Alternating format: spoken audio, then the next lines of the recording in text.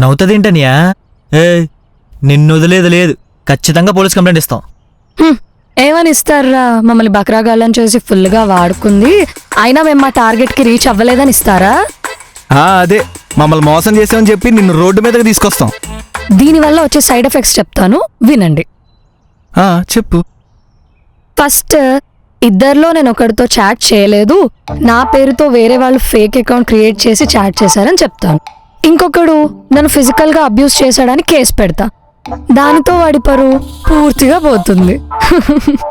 ఓరి బాబోయ్. ఎలాగో అమ్మాయిని కాబట్టి ఫుల్ సపోర్ట్ నాకే ఉంటుంది. మీ ఇద్దరు మాట కూడా ఎవడు పట్టించుకోడు.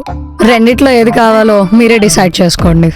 పైగా మీరిద్దరు అన్నదమ్ములు కాబట్టి ఫ్యామిలీకి కూడా గట్టి డ్యామేజ్ ఉంటుంది. అమ్మో వామ్మో, తక్కువది కాదురా బాబుది. ఏంటనియా?